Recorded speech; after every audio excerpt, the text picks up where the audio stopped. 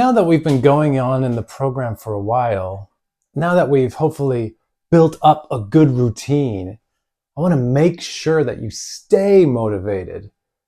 Remember, it takes at least 18 days to build a habit, so don't stop now. And to ensure that you stay on the right track, I want to talk about something that will hopefully motivate you. I certainly found this motivating. So, what is this really motivating topic? Well, it's grammar, actually.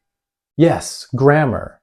Now, bear with me. Hear me out. I know a lot of you might have been traumatized by your English classes in school, especially if you spent your time memorizing irregular verbs and other such exercises. Indeed, a lot of English courses are designed in such a way that each day you learn a new grammar rule, then do a few exercises, and move on to the next rule. In this way, we have the impression that a language was just a set of rules, nothing more. The problem with this method is that it doesn't give us a global vision of the language. It just seems to accumulate grammar rules.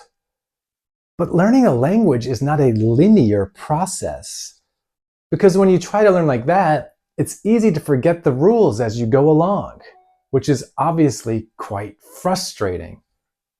So maybe you're asking yourself by now, wait, didn't he say he wanted to motivate us? I do! And here comes a proven fact that I think every language learner should find really, really motivating.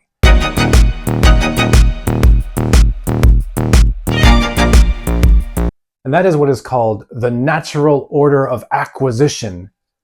Simply put, this means that no matter how you learn, there are always rules you master faster than others. Often, language teachers choose all these different grammar rules, and it's completely arbitrary or random, and doesn't always respect the natural order. Maybe this explains why you felt lost in your English classes at school. The truth is, it wasn't really your fault. By the way, this natural order of acquisition, the way we learn and master grammar, it's just as true for your first language. In fact, we learn all languages through this natural order. So, in a way, our brains are figuring out the language automatically. Do you see it now? This is the good news.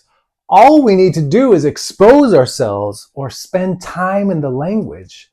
As long as we read and listen to as many things as possible in the target language, our brains will automatically begin to make sense of it. That's how I designed this course, by the way. Yes, we look at grammar a bit, but only after looking at content. The most effective way is to have a lot of contact with the language. Once you've done that, then you can do grammar to understand points that aren't clear and to get a general understanding of how the language works, but only after exposing yourself to content. The basis of learning must be to read and listen to lots of different content adapted to our level.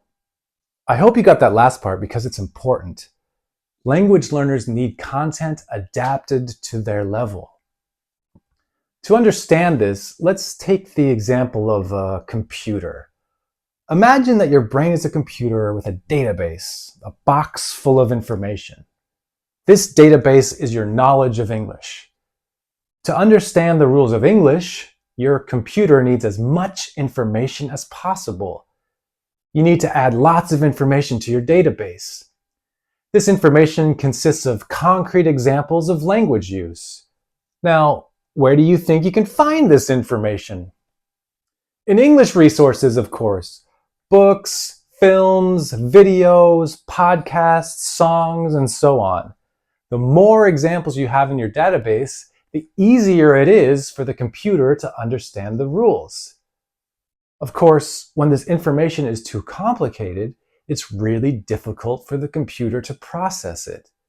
That's why you need resources adapted to your level. And in this course, I've tried to build the lesson around the rules I explain in the grammar section. This way, you can see concrete examples and learn grammar more naturally in context. So I just wanted to talk about this natural order of acquisition to encourage you to keep going. Sometimes when we learn a language, we have the feeling that we aren't getting any better because it's hard to gauge or measure progress. It's hard to measure because our progress is so gradual or made in small steps.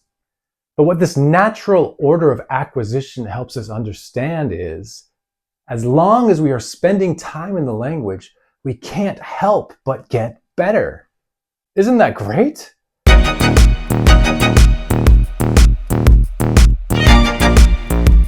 Before we end for the day, let's talk about the question of mistakes.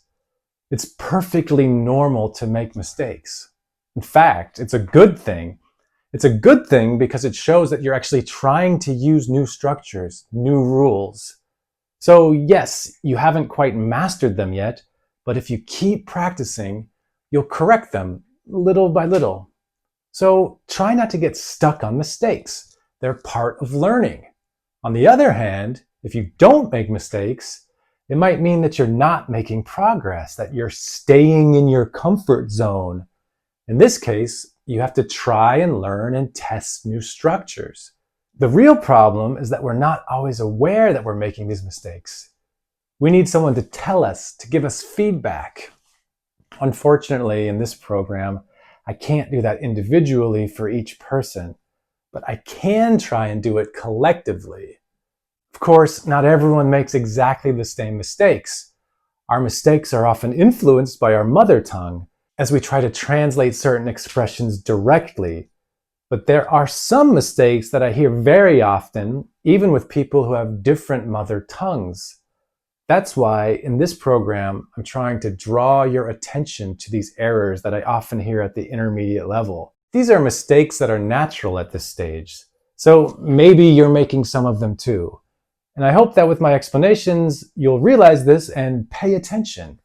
So to conclude, don't stress about grammar. Spend time reading, watching, or listening to things in English. And make mistakes. I promise you, little by little, you'll make solid, lasting progress.